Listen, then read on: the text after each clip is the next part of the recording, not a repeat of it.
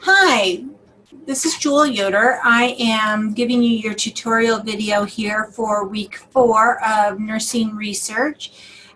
This week we are going to continue as we have been in doing a literature review grid this week, as well as you will do your second quiz of this week.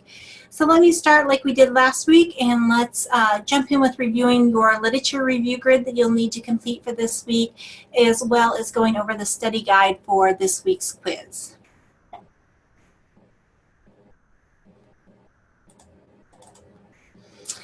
So here is your Lit Review grid for weeks 4 and 5. Again, your Lit Review grid for week 4 is the article that I have assigned to you in Moodle. It is Appendix D. It is entitled Couple Functioning and Post-Traumatic Stress Symptoms in U.S. Army Couples, the Role of Resiliency. This one is a much trickier article to critique than our previous ones. This is going to fall under our non-experimental design category that we're going to work on this week. And so make sure that you are kind of helping to pigeonhole yourself in knowing that this is going to be a non-experimental design that you're going to look at this week. And so while there will be variables that you can identify in the study, in fact, numerous variables in this study, you will not necessarily have dependent and independent variables. You will just have a number of variables that were being explored during this study. So again, read Appendix D and work on completing the literature review grid for this week. Again, you won't bring this to class, but you will upload it into Moodle for me. And then again, by next week, week 5, is when you'll need to have done a large lit review grid, which will have all 3 of your articles in one literature review grid. So again, keep working ahead, making sure that you're getting those 3 articles put into your literature review grid that you're going to use on your final project. Let's look at the study guide for this week as well. For quiz number 2, you'll need to know the difference between experimental research and quasi-experimental research. Know independent and dependent variables. Again, watch those tutorial videos. Know the properties of an experimental design. Look back through those different kind of models that we went over last week. Know the steps to a randomized clinical trial. What are those 3 kind of important pieces of a randomized clinical trial that we need to know? Evidence-based practice is also referred to as what? Then I want you to know the steps of the Iowa model of evidence-based practice. In this quiz, there will be 3 questions that circle all that apply. Hint is that one of those 3, all the answers are correct. So just trying to give you some helpful hints here in how you go about being successful in taking these exams. All right, let me transition us now into some of our content for this week that we're going to go over again, where we're looking at non-experimental designs.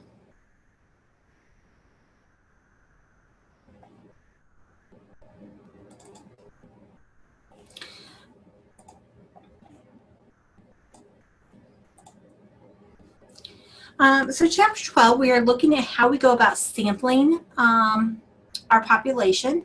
Why would we use a sample? Because it's completely unfeasible for us to study an entire population. Therefore, we have to kind of do a sample that's representative of the population as a whole. So what is sampling? It's a process of just selecting representative units or people that are parts of the population for us to study in research. This is usually described in your methods section of how they went about doing their sampling, and sample size is determined by your power analysis. So types of sampling. There's non-probability, qualitative studies. The inclusion in a group is not random. This is less representative, and there is types of sampling such as convenience, quota, or snowball. And then there is also probability sampling, which uses randomization to assign the groupings. It's much more representative, and there are 3 types of probability sampling: simple random sampling, stratified random sampling, and cluster sampling.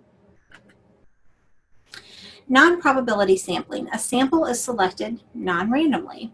Think qualitative research. The researchers are interested in getting information from a specific information-rich subjects.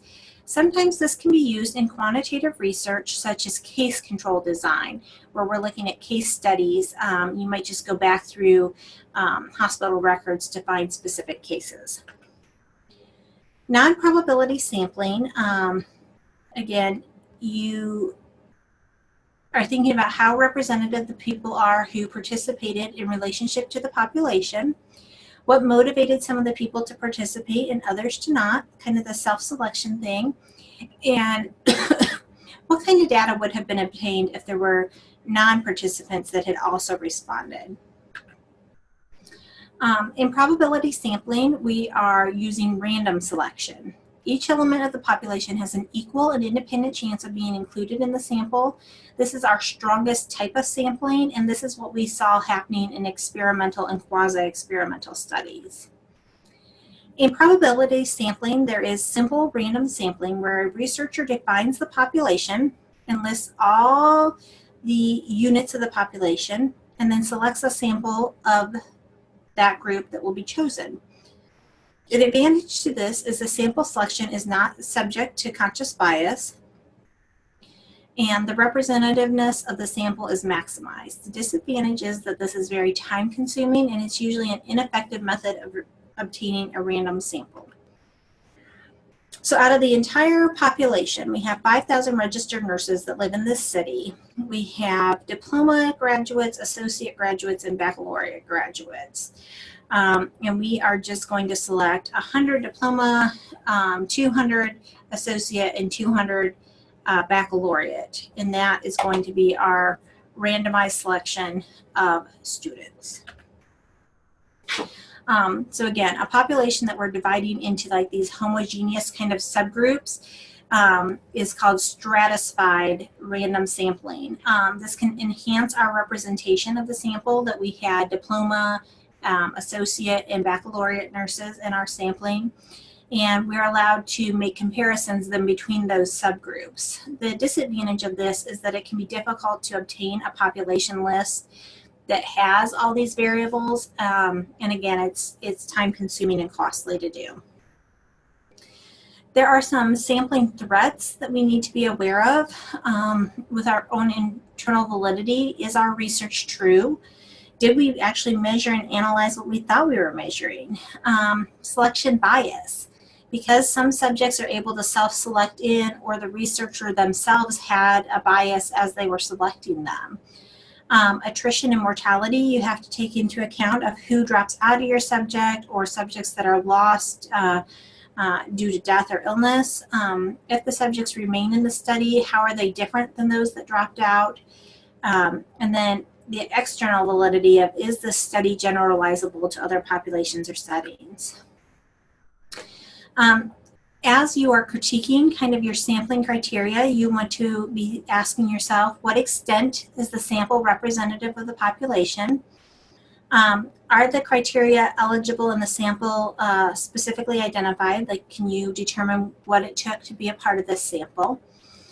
Would it be possible to replicate this study population? And how was the sample selected? Is the method of the sample selection appropriate? Did the researcher discuss how they decided on that sample size? Are there indications that the right subjects have been ensured to be a part of the study? Did the researcher identify limitations in generalizing the findings? And what, if any, kind of biases were disclosed basically due to the method that they used?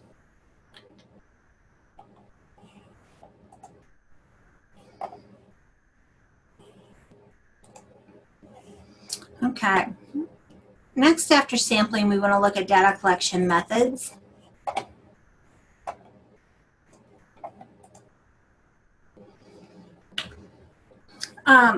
Again, similar to kind of our sampling and everything else that we take into account when we're doing our studies, with our data collection methods, we want to make sure that we are being as objective and systematic as we can in how we go about collecting our data. Objective, that it's free from your own kind of personal biases, beliefs, values, attitudes, and that you're very systematic in how you collect your data, that you do it in a uniform, consistent, and standardized way that could be replicated by other researchers. You want to try to account for any sort of errors, of measuring errors, the difference between what really exists and what is measured in your study. Random errors occur when a score varies in a random way, and then systematic errors occur when scores are incorrect but in the same kind of skewed direction, which leads to a bias in the study. There are 4 basic data collection methods. You can observe things, you can allow people to do self-reporting, you can do physiological data, or you can gather existing data. In observation, you can do an unstructured observational method, which usually involves you collecting descriptive information such as field notes or anecdotal notes, where you're focusing on the behaviors that are of interest to you that illustrate the point that you're trying to see. You could do structured observation methods, such as creating standardized forms that have categories, checklists, rating scales, and then formally train observers that are standardized in being able to go out and gather this data for you. You could do concealment, where the subjects do not know that they are being observed. This method could be used if there's a concern that the subject's behavior will change as a result of being observed. Debriefing can be used to inform the subjects after the observation, which allows them the opportunity to refuse to have their data included in the study and discusses any questions that they might have. And intervention, that the observer provokes actions from those who are being observed. So you might do something to get an interaction, or interject something to seek to get the information that you're trying to observe. Appraising the evidence with observation. What kind of observational methods did they use? Who were they observing? Were the observers trained to minimize any bias? Did they have observational guidelines that they were following? Is there any reason to believe that the presence of the observer might have changed the behavior of the test subjects? And were the observations performed using the principles of informed consent? Then there's self-reporting, which uses interviews or structured questionnaires to collect information about experiences, behaviors, feelings, or attitudes. This is very common in nursing research. It's very useful for collecting data on variables that are hard to directly observe or measure, such as what is your quality of life, satisfaction with nursing care, social support, uncertainty, functional status. We as nurses know about the importance of questionnaires to gather data from our patients that we're caring for. These can even be open-ended questions that allow them to respond in their own words, such as in qualitative data. Considerations for self-reporting is that it is socially desirable. There's no way to tell whether a respondent is telling the truth or if they're just responding in a way that is kind of the socially normed way of doing it, of no, the care was completely fine. People are known to respond to questions in a way that makes kind of a favorable impression oftentimes. The burden falls on the respondent. If the questionnaire is too lengthy, or the interview is too long, or the questions are too hard to answer, they may not complete it for you. And then the results might be incomplete, or you'll have erroneous answers as well as just missing data. So if you're using self-reporting, did the interview cover the topic? Is there a clear indication that the subjects understood what they were being asked and answering correctly? Who were the interviewers and how were they trained? And is there any evidence of interviewer bias? With questionnaires, did the questionnaire cover the topic? Was there evidence that the subjects were able to answer the questions? And are the items appropriately closed-ended or open-ended? With physiological measurements, physical and biological statuses of subjects are obtained, such as physical weights or temperatures, chemical blood glucose levels, microbiological cultures, and then you might have x-rays, CT scans, those sort of anatomic examinations. Advantages of this is that they are clearly objective, they are precise, and it is unlikely that the subject can deliberately distort the information. Again, this involves clinical testing, so it could be expensive. With physiological measurement, is the instrument appropriate for the research question? Was the rationale given why that instrument was selected? And is there a provision for evaluating the accuracy of the instrument? And then the other way that you can collect data is just through using existing data. So using records and databases such as medical records, care plans, hospital records, death certificates, the census, National Cancer Database, and these can often be referred to as kind of a secondary analysis. Advantages of this is that the data is already collected for you. Often you have very large databases, so you can get a fairly good sample size. Larger samples allow the researcher to do much more sophisticated analytical procedures, and it can save you time and money because you're already you have the data there. You're not having to go out and spend your time and efforts getting your test subjects. Disadvantages are that institutions might be reluctant to allow a researcher to have access to their records unless they're de-identified. And the researcher has to access only those records that have survived. So you may not be able to represent everybody that had that possible kind of issue. You only have the records that they've retained. So again, with existing data, you would want to look at to see, are the existing databases appropriate concerning the problem that you're being studied? Is the data examined in a way as to provide new information? And is there any indication of selection bias in the documents that were being reviewed?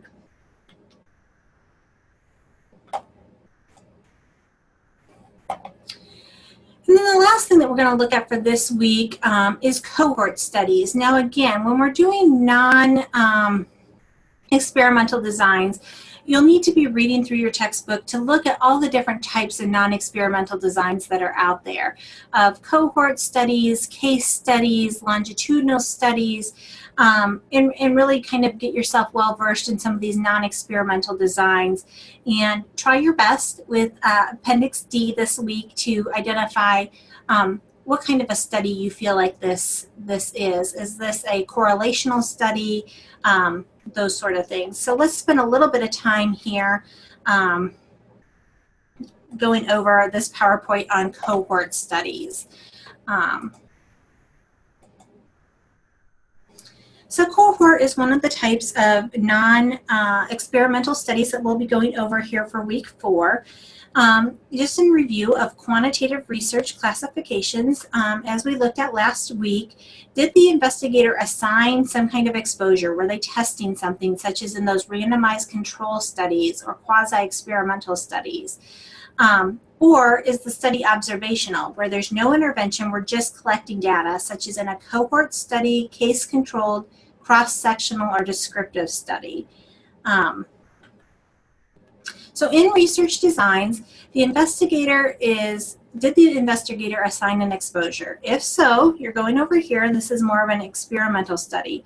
Did they randomly allocate things? Yes, then this is random controlled. No, then it's non-random controlled, or that quasi-experimental. If the investigators did not manipulate something, then the answer is no, and this becomes more of an observational study. Is there a comparison group? Yes. Then it's an analytical study, such as a cohort study, a case study, or a cross-sectional. If there is not a comparison group, this can just be a descriptive study. Randomized controlled trials that we talked about last week are considered our gold standard. So again, we are randomly selecting our sampling, our intervention in our control group. We are completing our intervention, and we're collecting our data.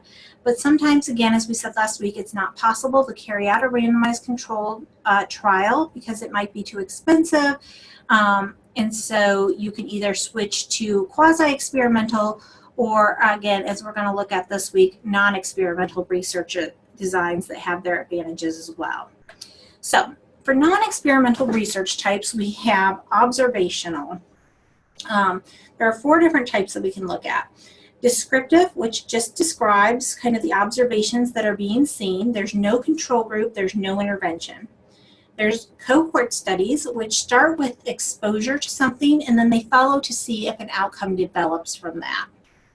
Case control starts with, we all have COPD, and now we're looking back at that group of people and we're looking to see what exposures might have happened that predisposed them to having COPD.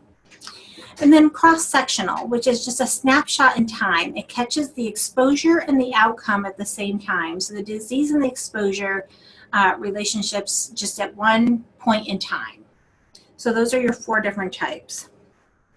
Within a descriptive study, this is often one of the first types of studies that might be done on a topic.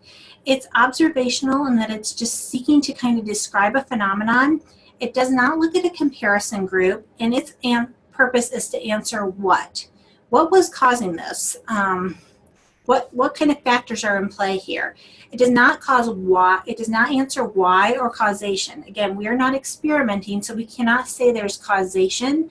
There might be a correlation that this seems to be tied to that, but it's not directly causing it. That would be experimental.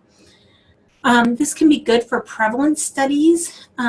It's not good for incidence, and it could be good for generalizing hypotheses to be tested in the future with different types of designs. Okay, other names for cohort studies are longitudinal, prospective, incident, and follow-up. Cohort studies can be good for things that are not ethical to experiment on. So again, I'm not going to do something that causes you to have this disease, but if you have it as a cohort, then it might be interesting for me to study you. This is an area where exploration can be done about a disease or a risk factor.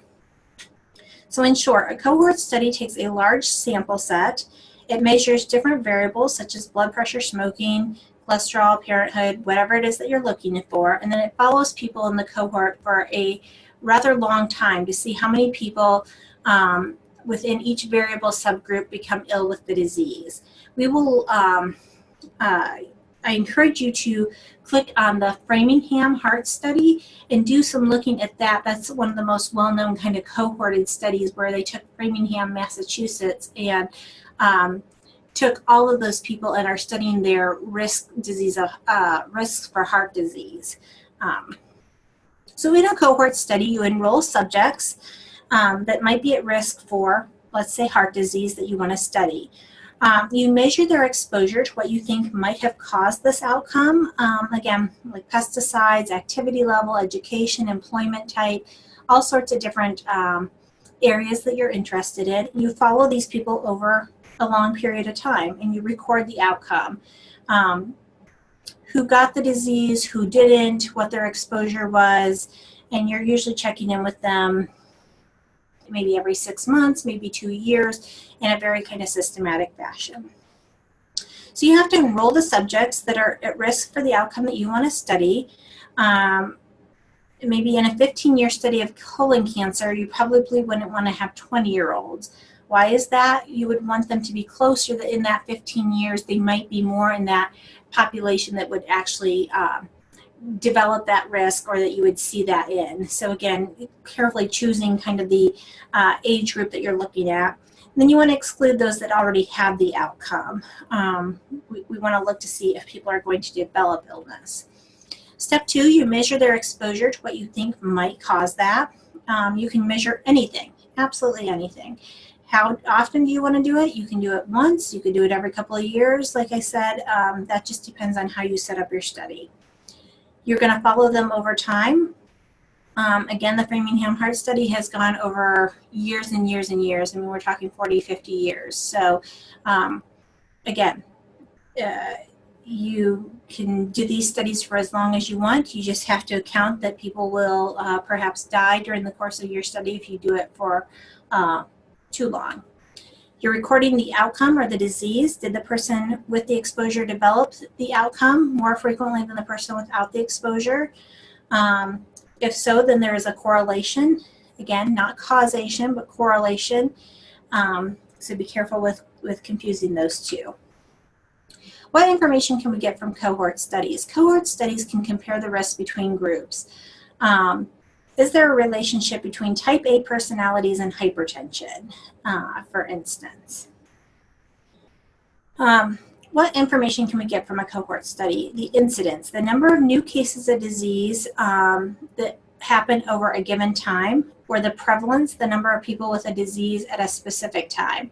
With cohorts, you will not get prevalence. You're only going to get the incidence because you're starting with a group of people that do not have the disease, and we're watching to see how it develops. We can get incidence rates from the cohort study groups that we're looking at. And we can get associations. So we can see that there's a correlation between things that we're looking at. So do we measure stress in the workplace? Do we measure family history of both types A personality and hypertension? Is there anything that we missed that could explain the variations between these two? We need to make sure that we are again, not saying that exposure causes the outcomes, but that there can be correlations made. So again, does a correlation mean causation? No, it does not mean causation. We would have to do an actual experimental design for that, but you can just say that these are very closely correlated together. So from our incidence information, we can calculate relative risk factors. We did that in a slide last week of looking at the relative risk factors of things. A relative risk of 1 means that there's no increase in either group. A relative risk greater than 1 means that there is a greater risk of disease in the exposed group, and a relative risk less than 1 means that there is less of a risk of disease than in the exposed group. Another useful piece of information from cohort studies is time to event. These Kaplan-Meier curves, these are plots of survival over time. So again, normal hypertensive, hypertensive, different treatments here. So again, I would encourage you to click on this and watch this 10-minute overview of the Framingham Heart Study. Just very interesting, the cohort study that's been done there for years and years. Advantages of cohort studies is you start with exposure. Starting with exposure minimizes the risk of memory bias. Incident rates are very handy stats to have, and you're able to look at multiple outcomes from an exposure. This can be useful when exposures are rare. Advantages of cohort studies is that not exciting exposure decreases any sort of ethical concerns. You're not doing anything to them, you're just observing them. You may have possible better external validity because you have large samples. You reduce your survival bias because, again, you have a large sample, and you have good data with incident, relative risk, confidence intervals, survival curves, etc. Disadvantages of a cohort study is that confounding is a big concern. So is the exposure related to something else that you just weren't measuring? This is not handy if the outcome is rare. It might be expensive to kind of follow all these large groups for a long period of time. Losing people that move away from the area or fall out of your study can create a cause for bias. And then exposure status over time can change. And so you just kind of have to be aware of that. And here is our reference for this slideshow. So again, for week 4, start to look at some of these non-experimental designs, work on repeat that study, and see how well you can do with doing the literature grid for week 4. Again, if you have any questions or concerns, feel free to contact your professor.